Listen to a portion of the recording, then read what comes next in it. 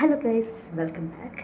So ഇന്ന് നമ്മൾ പറയാൻ പോകുന്നത് കീമിന് നമ്മൾ PYQs എടുക്കുമ്പോഴൊക്കെ നമ്മൾ ചില ക്വസ്റ്റ്യൻസിലൊക്കെ സ്റ്റക്കാവും, അല്ലെങ്കിൽ മിക്ക ക്വസ്റ്റ്യൻസിൽ സ്റ്റക്കാവുകയാണെന്ന് വെച്ചോ, അതിനുള്ള ഒരു സൊല്യൂഷനാണ് ഞാൻ പറയുന്നത്. ഓക്കെ, സോ എന്ത് സംഭവം എന്ന് വെച്ചാൽ, നമുക്ക് ക്വസ്റ്റ്യൻസ് ചെയ്ത് ശീലമില്ല.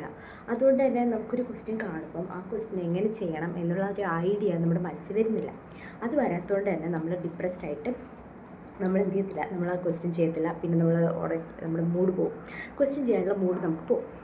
അത് സ്വാഭാവികമാണ്. ഓക്കെ, സോ നിങ്ങൾ എന്താ ചെയ്യേണ്ടതെന്ന് വെച്ചാൽ, കുറച്ച് മാസത്തേക്ക്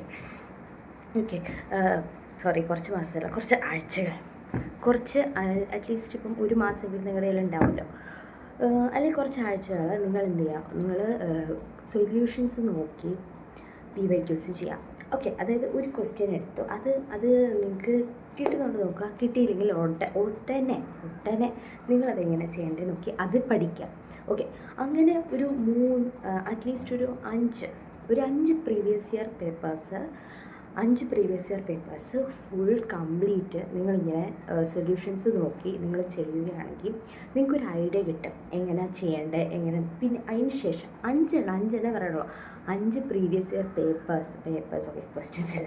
പേപ്പേഴ്സ് നിങ്ങൾ ഇങ്ങനെ ചെയ്ത് നോക്കാം. ഓക്കെ, എന്നിട്ട് നിങ്ങൾ എന്നോട് വന്നിട്ട് പറയാം നിങ്ങൾക്ക് ചെയ്യാൻ പറ്റുന്നുണ്ടോ ഇല്ലയോ എന്ന്. ഓക്കെ, സോ ഒരു ഐഡിയ കിട്ടാനാണ്. മാത്സിനൊക്കെ ഒരു ഐഡിയ ഇല്ലെങ്കിൽ നമുക്ക് എങ്ങനെ പ്രൊസീഡ് ചെയ്യേണ്ടതെന്ന് അറിയാൻ പറ്റാതെ നമ്മളങ്ങനെ സ്റ്റക്കായി പോകും. ഓക്കെ, സോ അങ്ങനെ സ്റ്റക്കാവാതിരിക്കാൻ വേണ്ടിയാണ് നമ്മൾ പറയുന്നത്, എന്ത് ചെയ്യണം, നിങ്ങൾ പോയിട്ട് 5 ഇയേഴ്സിൻ്റെ ഒരു പ്രീവിയസ് ഇയർ ക്വസ്റ്റ്യൻസ് 5 എണ്ണം മൊത്തം നിങ്ങൾ സൊല്യൂഷൻസ് നോക്കി ഫുൾ ചെയ്യണം. സൊല്യൂഷൻസ് നോക്കി ഫുൾ ചെയ്യണം. അപ്പോൾ നമ്മൾ പഠിക്കും.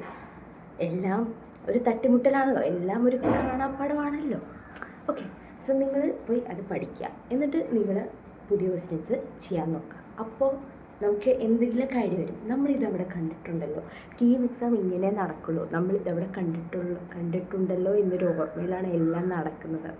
Okay, so that's it guys. All the best for your preparations. എന്തെങ്കിലും ഡൗട്ടോ വല്ലതും ഉണ്ടെങ്കിൽ ചോദിക്കുക.